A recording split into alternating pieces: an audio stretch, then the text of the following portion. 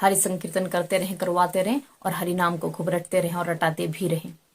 हम श्री गीता जी को समझ रहे हैं, प्रयत्न कर रहे हैं समझने का, और हमने इसको समझना भी है, क्योंकि गीता हमारे लिए बहुत प्रेरणाप्रद शास्त्र है और ये हमारे जीवन के लिए एक मार्ग निर्देशक, हमारे जिंदगी का उपलब्ध बहुत स्मूथ, बहुत जरूरी, बहुत ही हमारे लिए प्रेरणाप्रद स्रोत है। दो पात्र ऐसे रहे हैं गीता जी में जिनको एक ही शत्रु ने असामयिक घेर लिया था। कौन थे वो?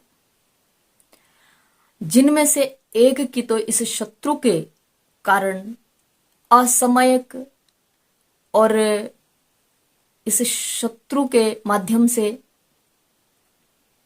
गला काट के जो है मौत हो गई, मृत्यु हो गई, और एक को कुछ ऐसी प्रेरणा हुई कि जो मोक्ष पद परमात्मा में विलीन की प्राप्ति कर गया।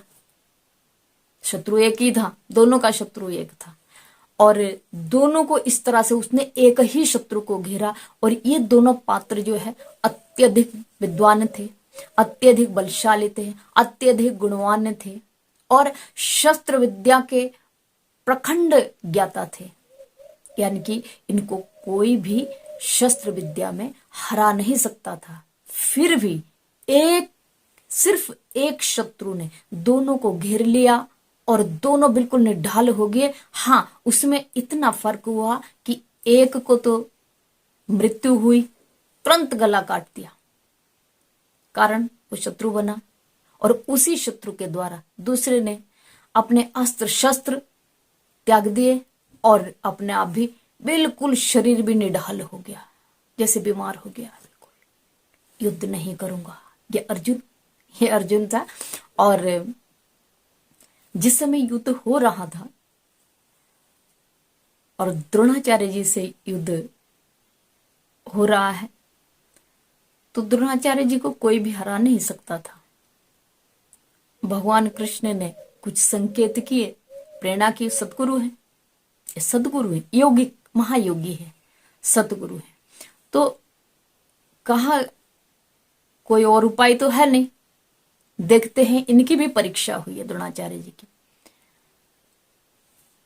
युद्ध होते होते हल्ला मचा दिया, शोर कर दिया, अश्वत्थामा मारा गया, अश्वत्थामा मारा गया।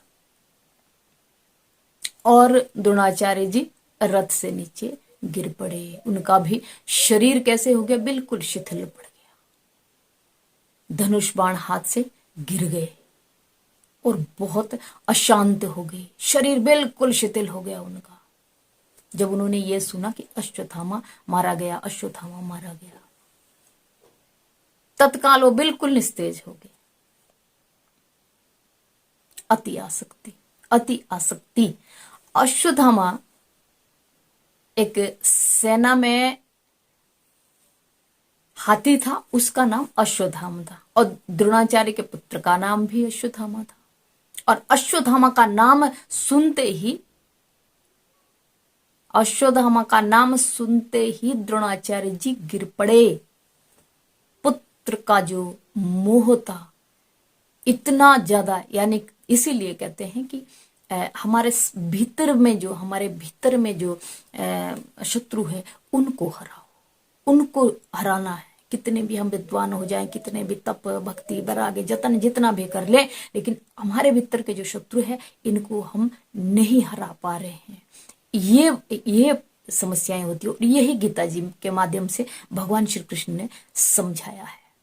द्रोणाचार्य जी जैसे गुरु थे, शस्त्र विद्या के प्रकांड ज्ञाता, विद्वान, हर बात, लेकिन एक शत्रु इनके भीतर ऐसा विद्यमान था कि एक शब्द इन्होंने कानों में जैसे सुना और इन्होंने सब कुछ, ये निश्चल बिल्कुल हो गए, चपेट हो गए बिल्कुल, और उसी समय गला कट गया। उसी समय इनको हाथ पांव चले नहीं, ऐसा शब्द सुनते ही कान में जैसे पड़ा, अश्वत्थामा मारा गया और हाथ पांव ठंडे हो गए। हमको ये करना है, हमको ऐसा बचाना है, अपने आप को इन शत्रुओं से बचाना है। ठंडे पड़ी और तुरंत अपना गला कटवा लिया। लेकिन अश्वत्थामा उनका पुत्र तो था ही नहीं, तो मरा कौन था? वो हाथी था, हाथी का नाम अश्वत्थामा था। धोखा हुआ क्यों? क्योंकि उनको जो है अति मोह था। इतनी तपस्या, इतना भक्ति, इतना आचरण सब कुछ था, लेकिन मोह इतना ज्यादा तीव्र था कि पुत्र मोह ने उनको युद्ध में मरवा दिया, मर गए उसी समय। दूसरा जो पात्र है ये अर्जुन जी थे।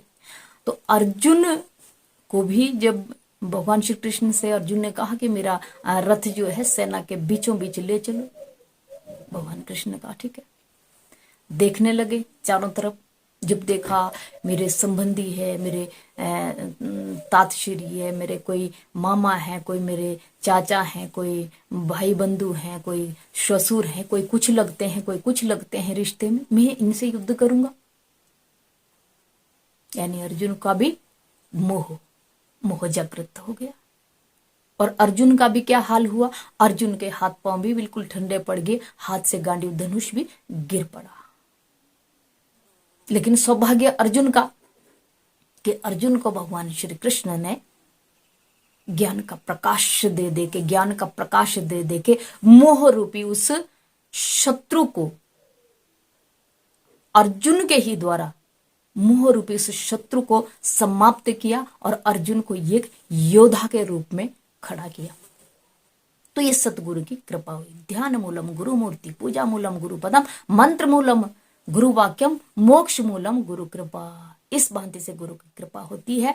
तो ये दोनों जो पात्र थे गुरु शिष्य रहे, द्रोणाचार्य जी और अर्जुन, लेकिन दोनों को एक ही शत्रु ने घेरा, मोह ने।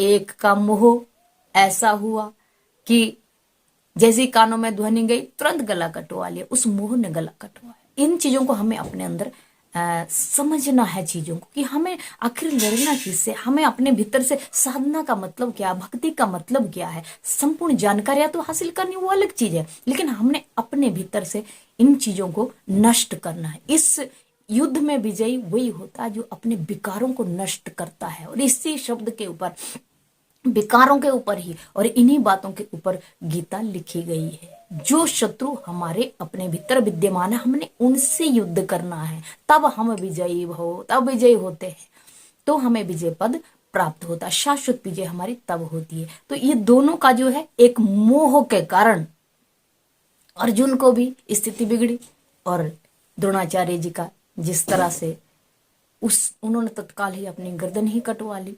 तो हमें मोह रूपी इस शत्रु को बहुत प्रबल समझना है और प्रबल समझते हुए हमने इसकी एक एक कड़ी को समाप्त करना है। तब हमारी भक्ति, हमारा ज्ञान, हमारे जो भी हम अनुष्ठान साधन साधना करते हैं, हमें इस मोह रूपी महाविकराल शत्रु से प्रतिरोज ध्यान में रखना कि हमें इसको किस तरह से हराएं, हम इससे किस तरह बचें, हम इसको किस तरह से हरा सकते हैं, इससे हम विजयी कैसे हो सकते हैं। इन बातों को खोजते हुए हम अपने आप को श्रेष्ठ मानव बनाएं। हर हर महादेव।